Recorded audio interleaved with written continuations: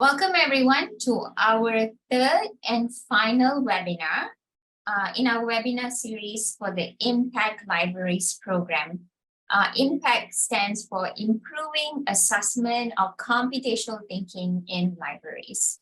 My name is Megha Subramaniam and I'm a professor at the College of Information Studies at the University of Maryland.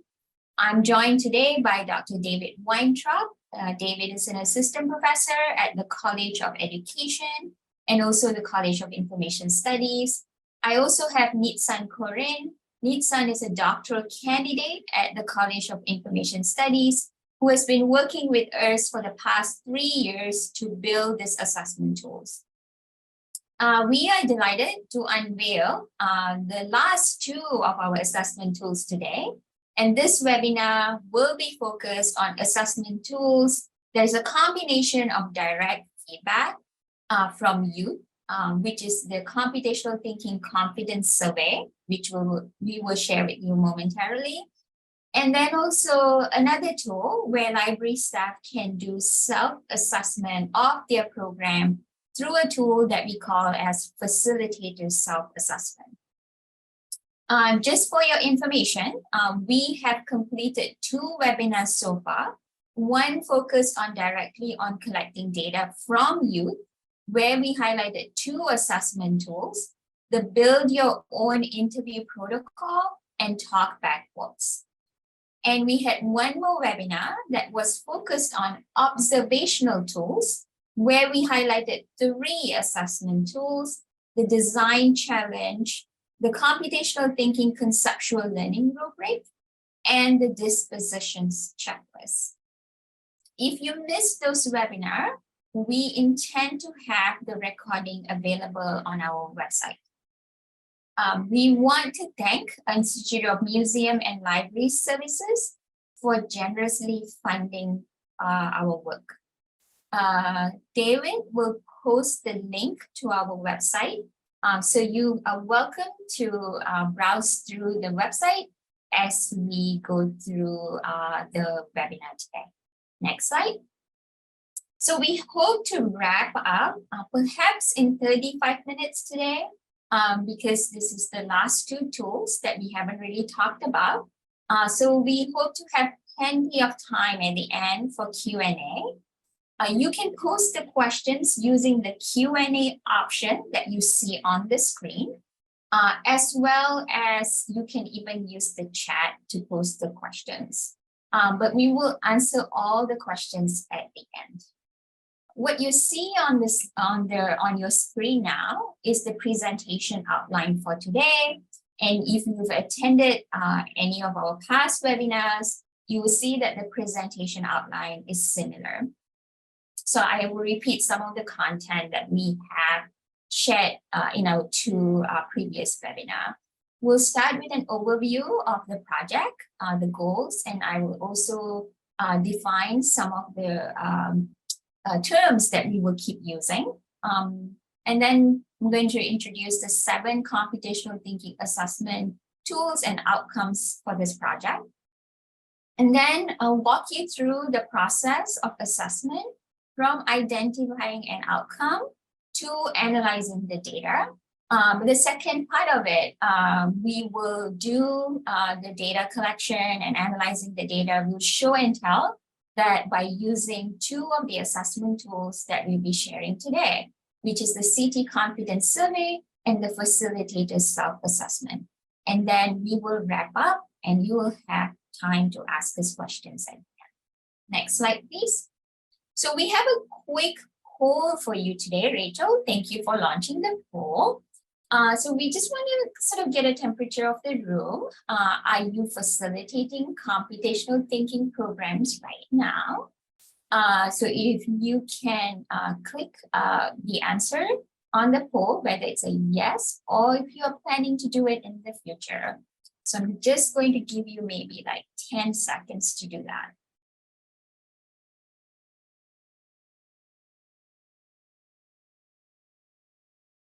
All right, Rachel, can you share the answer?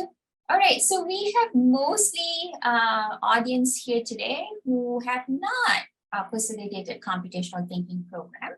but planning to do in the future. We are so glad to hear that. And we really hope the assessment tools today will be very useful for you as you embark on thinking and planning your computational thinking program. Thank you, Rachel. Next slide. All right, so let's start with the overview of our work. Next slide. So our work primarily has three goals. The first one is to identify computational thinking outcomes that youth develop through participating in programs offered by public libraries. And then we created the assessment tools for library staff to use to accurately measure computational thinking outcomes in their youth program. Not only that, we also came up with guidance for public library staff to utilize our computational thinking assessment tools to improve and refine the programs offered by their libraries. Next slide.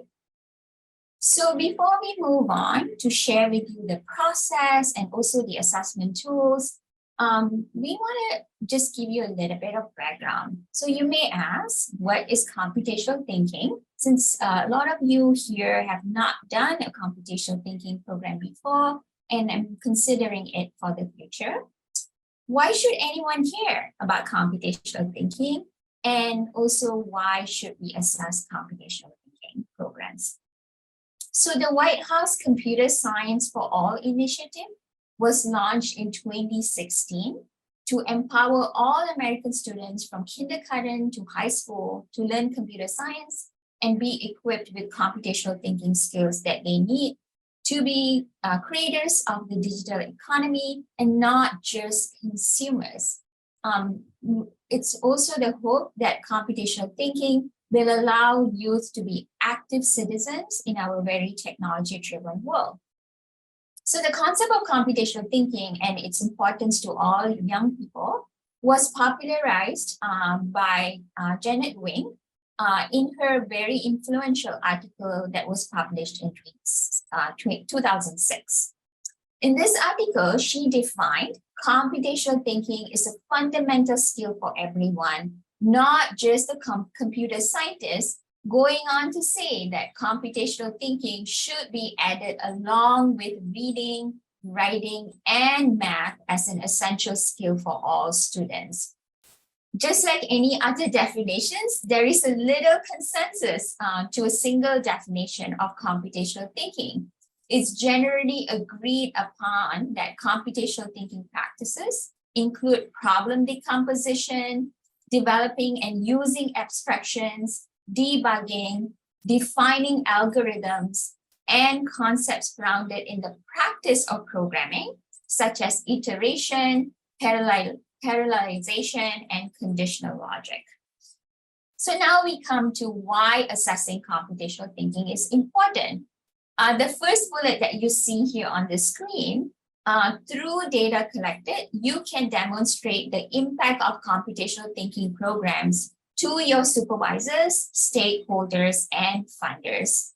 Use the data to ask for more resources and support the continuation of the program.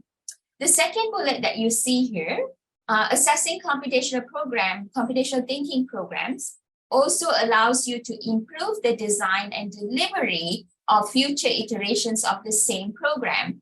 You can also use the data that you have collected to sunset a program or even start a new one if your data says that students are not achieving the intended outcomes of the program. So perhaps it's time to sunset it and really redesign it. The third bullet that you see on your screen, based on the data that you collect, you can also make decisions on how your program can better connect to youth interest in learning. And lastly, assessing and asking youth to provide feedback gives youth voice to tell you what they want to learn and how they want to learn. Next slide, please. So as I mentioned earlier, I'm going to try to define some of the terms that we'll be using repeatedly. So first, what are learning outcomes? Next slide. So learning outcomes articulate what one should know or can do after completing a course or program. So these are statements of knowledge, skills, and abilities individuals can demonstrate upon completion of a learning experience or a course or a program. Next slide. Learning outcomes should be specific to address one element.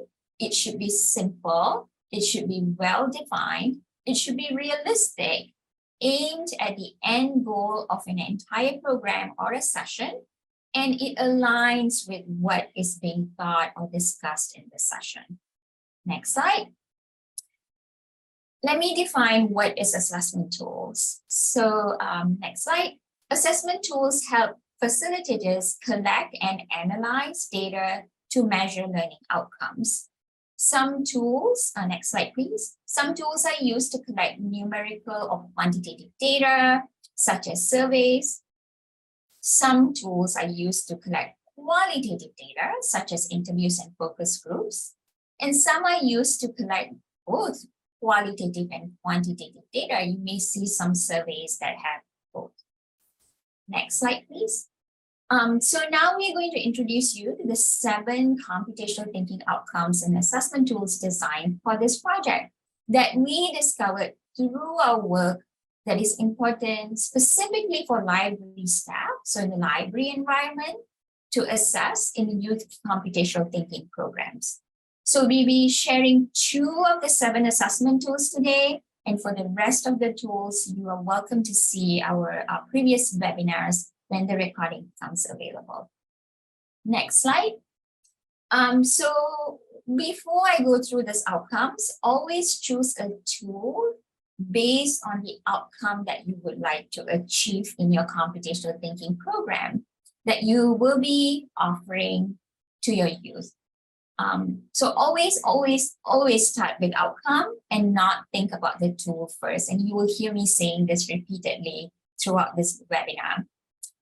So we have tools that measure the following outcomes. So the first one is positive experiences. So this is the program provides youth with a positive experience with computational thinking and excites them to pursue future computational thinking experience. Next, skills. The program helps youth to develop computational thinking skills, such as problem decomposition, iterative development, and debugging.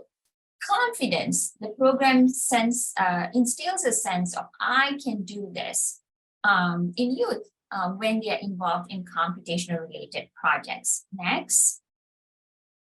We also have tools that measure outcomes of access and equity, which is introducing youth to new technologies, and it evens the playing field for those who might not have access to new technologies and computational education. Next slide. Dispositions. We also have tools to measure dispositions, which includes tolerance for ambiguity, persistence, and the ability to work collaboratively with others. Next, we also have tools to measure future learning and career as an outcome. This is preparing youth for STEM and computational thinking coursework in school and introduces youth to STEM and computational thinking careers. And lastly, we have conceptual learning. So this is to see if youth acquire conceptual knowledge associated with computational thinking, which includes designing, prototyping, user testing, modifying, testing, debugging, and documenting a computational thinking project. Next slide, please. So once you have selected the outcome, then you want to assess, once you have selected the outcome that you want to assess for your program, you'll be given a choice on the tools that you would like to use. So we have 7 of them, and you can just click all of them. Thank you. We have checklist, we have design challenge, we have rubric, we have survey, we have topic boards, we have build your own interview protocol, and then we have self-assessment. So if you like to assess computational thinking dispositions, for example, you'll be given tools that you can choose from. That's more than one. which is a checklist. You can use the talk backboard, or you can use the build your own interview protocol. So for each of our outcomes, you will have more than one choice in terms of assessment tools that you want to use. Next slide. So let me summarize the assessment process for you. Next slide, please. So what you will see in this screen momentarily is the process you should take as you're going through the assessment process. So first, click. You need to identify an outcome. And I'll talk about this in a minute. Then you select a tool. And then click, you prepare to use the assessment tool, which we will show you how today, at least with 2 tools. And then you collect data. So this could be collecting data before, during, or after the program. And then you reflect and analyze the data, which we have guides for you to follow. Oftentimes, when we collect data, we then don't know what to do with it. Right? So our suite of assessment tools come with data analysis sheets, reflection questions, and even tools that have nice visualizations that you can auto-generate. Next slide. First step, identify an outcome. And Dave, if you can drop the link to the outcome page. So you can play with this page link that David is going to drop. But the first step, as I mentioned earlier, is you will identify an outcome. And if you have already facilitated a computational thinking program before, I think we have at least one person here who said they have. Reflect on your previous programs and participants. What do you think you achieved, right? And what do you want to achieve in future programs? If this is your first time facilitating a program, think of what do you want youth to gain from the program. If you're unsure, consult someone else, maybe someone else in the library, or even ask some community members. So from the Impact Library's outcome list that David just dropped the link to, you can select the outcome that best describes what you want to achieve. Next slide. Next slide is selecting a tool. So this is the second step. So here, once you've clicked on the outcome, you get a selection of tools. And if you click on the tool, if you see the tool, there is an eye icon in each of the tool that comes with the selection of outcome, where you can click on the eye icon and watch the video and learn more about each of the assessment tools. So I would highly recommend that you do that before you select a tool. Also consider your program needs, yourself, your participants, how many staff do you have in order to do the assessment, right? Folks comfortable administrating the tool. So think about all this and think about your participants. And then you will select the tool. So bring all this together, what I've just mentioned, to make your tool selection. All right, I think I am going to pass this to David, who's going to share one of the 2 assessment tools that we'll be sharing today. Wonderful. Thank you, Megha. So I'm going to introduce the Computational Thinking Confidence Survey and kind of walk you through a little bit about what the survey is, what it looks like to administer it, and then how to make sense of the data that you collect. Next slide, please. So the Computational Thinking Confidence Survey can be administered digitally using Google Forms or on physical paper, as we provide both links to the Google Forms as well as PDFs that you can print out. The survey has 2 versions. One is a more basic version that is a series of Likert scale questions that have a 3-point scale, and the scale is a thumbs up, kind of a shrug emoji, or a thumbs down. And then a more advanced survey that has a 5-point Likert scale and uses a numerical scale that might be more appropriate for older youth participating in questions or participating in your CT programming. The survey is designed to be easy to modify so that you can easily delete questions or entire sections of questions based on what you're most interested in and what you think is appropriate based on the program and the youth. And then it's also possible to reword some of the questions to better suit again, your interests or specific characteristics of the CT programming that you've run. And then finally, the survey is useful to collect pre and post program data. And we recommend it as a pre-post tool. So if you're interested in looking at, say, how your library programming has changed participants' CT confidence, then this is a good tool for that, where you can administer it before the program starts and then again at the end, especially if it's a program that's going to run over multiple sessions or multiple weeks. Next slide, please, Nitsan. So the survey has either 3 or 4 sections, depending on which version you use. The advanced version of the survey has an additional section. And in getting ready to administer the survey, first thing to do is to kind of review all of the questions and all of the sections to make sure that the questions align with, again, your goals as well as the youth who are participating. If there are questions that don't work, you're welcome to reword them and make modifications as you see fit. Trying to keep kind of the general gist and main goals of the main idea of the question consistent.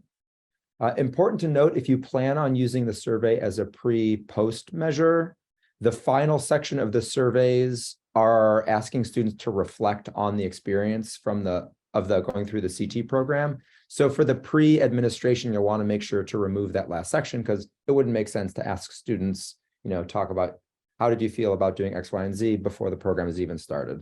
So important to note that. And again, this will come up when you review the questions before you administer it.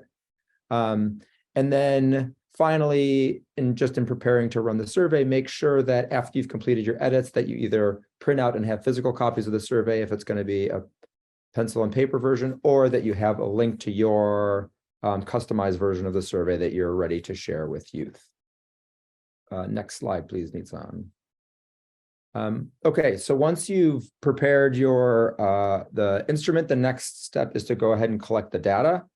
And so again, this can be done either online, meaning through Google Forms, so students can do it on phones, tablets, or computers, or a physical printed out version. It's important to dedicate some time during the session for youth to fill out the survey. Just thinking about, like, if it's an activity that goes from kind of 1 to 3 in the afternoon, and then right at 3 o'clock you start passing out the survey, you'll end up with kids who are wanting to leave, or the time is up, and you might not get as either comprehensive response rate as you were hoping, or students who kind of fly through or participants who fly through the end of it because their parents are waiting to pick them up and leave with them. So you want to make sure that you allot time during the actual program for it. And then another thing to be aware of is, if youth are filling out the paper survey, be sure to ask them to write their names on the survey or some other way to mark who they are. And that's important, especially if you're doing the pre and post survey, so that you can kind of pair up participants' pre-set of responses with their post set of responses. And also that'll be helpful when it comes time to analyze and reflect on the data that you've collected, in terms of making sure you can kind of map responses to students, as well as in cases where students are working in groups. It can also be useful to track that information. Next slide, please, Nitsan. So this is the analysis worksheet that our assessment will, if you do it online, will automatically generate, or you might have to manually fill in if you do it on pencil and paper. So this worksheet is used by library staff to identify areas where they think they can improve the program or focus their attention moving forward. So you'll see lower scores marked as areas that would need improvement. And this can be a really useful approach in terms of attending to specifically opportunities to improve the CT programming, or to know where your CT programming is really excelling and where the participants are really gaining the most. Once you've identified areas to improve, so areas where a lot of the participants say that they don't feel particularly confident, or they're not really strong in a given area, you can open the facilitator's guide and find specific ideas to follow up on each of those items. Click, please, Nitsan. Thanks. So for example, on the simplify the problem by ignoring what's less important item, the guide would direct you, because we've identified that as a place that we'd like to improve, the guide can direct you to main issues that youth are having and figuring out ways to help them resolve that.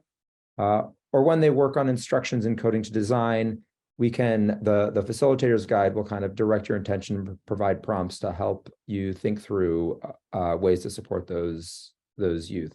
The facilitator's guide also offers prompts that you can ask children. For example, in this case, you might prompt them to explain important parts of their program and provide positive feedback to help highlight what they're focusing on and help them correct problems that might have emerged. It's also recommended that you identify issues after collecting the data and write down specific actions that you can use to follow up as a way to improve the program for next time that you run it. And again, the facilitator's guide is a way to kind of make sense of the data that you've collected, to work with the student, with the participants in the current program, as well as improve the program moving forward. Next slide, please. So with that, I'll pass it off to Nitsan. Thank you. So now I'm going to talk about the facilitator self-assessment, and I just wanted to make sure we distinguish between two very similar terms we use. Each tool has a facilitator guide, but the facilitator self-assessment is a tool of its own. And it's a unique tool that measures access and equity, and the only tool that we have that actually asks your answers to questions as facilitators. So as I said, it's a self-reflection tool for facilitators to think through how their different actions, from recruitment to facilitation, promoted access and equity in their program. It can be used as an individual tool to reflect on your own thoughts, or can be used as a comparison tool to kind of assess a number of facilitators, maybe facilitating similar programs or working together to facilitate the same program. It is particularly helpful for understanding youth data. So if you use that and compare the data you collected from youth and other assessment tools that we have to assess access and equity, like the interview protocol or the talkback boards, you can learn some things maybe and think through how you reflect on your thoughts compared to how you think about these things. And finally, it's very straightforward, doesn't require modifications. And in fact, it's better to not modify the questions, because remember, you are assessing yourself. So answering the questions as is. You can also choose the questions to answer. You don't have to answer all of them. And the facilitator self-assessment has a number of sections that I will talk about right now. So there are two ways to use the facilitator self-assessment. The first option is to use it without seeing it before. So deciding that access and equity is the outcome you're interested in, you can just go ahead and do whatever you usually do in the program, and then go to the facilitator guide once you completed the recruitment part, or the actual facilitation and programming. And the other way to do it is to read through the questions and think through how you can improve what you're already planning to do, and answer the questions later and think through what you have done, what you were able to do, and what you can do next time. The facilitator self-assessment allows you to measure two elements, as I mentioned before. One of them is recruitment, which addresses the actions you take before the program, how you recruit participants, including your intentional decisions to reach out to people, reach out to communities. And the other part is access and inclusion, which addresses everything that you do between the start of the program to the end of it, how you are working with youth and their process of using new tools and devices, anything you make decisions on during the facilitation. Once you chose your reflection tool, whether it's the recruitment, the access and inclusion, or the whole facilitator assessment, you can decide what questions you want to answer. As I said, you don't have to answer all the questions, but this doesn't have to happen before you do anything. You can just finish the program and reflect once you are done. So here is the example of one of our participants who used the Facilitator Self-Assessment after completing a session in the program.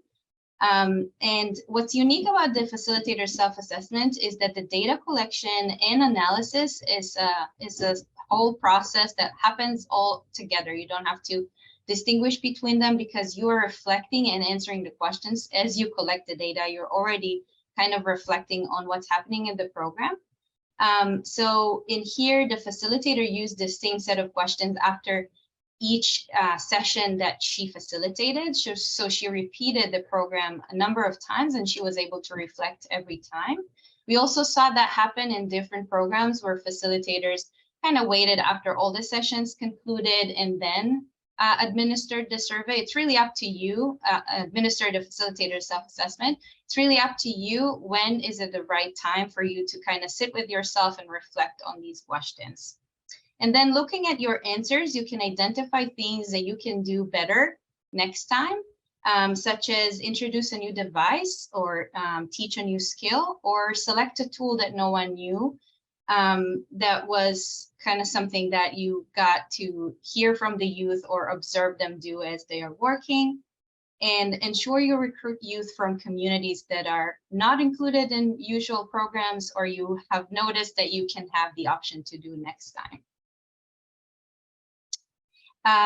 So we can wrap up this webinar by presenting to you some parts of our website that we think is important for you to know, and then we'll have some time for questions. So first of all, if you haven't yet, we invite you to browse to our website and visit our computational thinking outcomes page where you select the outcomes that you want to measure, and then you see the different assessment tools that are available for you to use. If you click this eye icon over here, you will see this video come up, and then you can learn more about the tool, the process of copying the different documents, reading the facilitator guide, learning about the different analysis, and so on.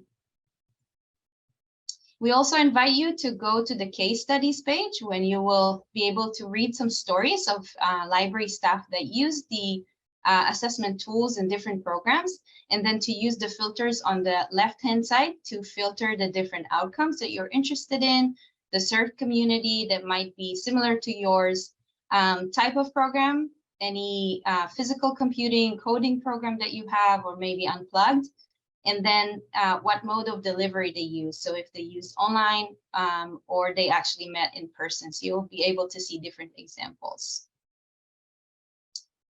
I'll pass it to Mega. Thank you, Nitan. I just noticed that the chat is not open to everyone. I think the links that we have been posting is just going to the hosts and panelists. So Rachel, if you could open up the chat, but before that, if you can launch the next poll, if the attendees today can share with us which of the assessment tools that we shared today would you like to use, you can select all that apply. Please take a few seconds to do that. And David, if you can post the two links, I think the chat is open now, again, to all attendees. We apologize for that. I just noticed that. So maybe just 2 or 3 seconds more to just select all the tools that you may want to use that we shared today. All right, thank you. So we have about only 5 people that took their poll so far. It seems like we have interest in both of the tools, so that's great. I also want to mention that the Facilitator Self-Assessment is a tool that almost every library that we have worked so far, the library staff have used it because it really measures access and equity, which is a big question for us in the library poll. Thank you, Rachel, for that. We'll close the poll. Next slide. So we want to wrap up by saying all the thank yous that for all the people that participated in our study. We have over 90 library staff nationwide who helped with us in the various stages of this work, from the conception of the outcomes to the development of tools. So thank you to all the 90 library staff that helped us. To our advisory board members who've been very constructive in their feedback to us and really made us think outside of the box to come up with the tools and also the data analysis guides. So thank you for that. To Institute of Museum and Library Services for generously funding our work. This work will not be possible if it's not because of IMLS. And to all of you who have been here today, and those of you who will be watching our recording later, thank you so much for attending and watching. Our website, David just dropped the website link. You can take a look. And if you have any questions, feel free to reach us at impact@umd.edu. That's impact@umd.edu. Thank you all.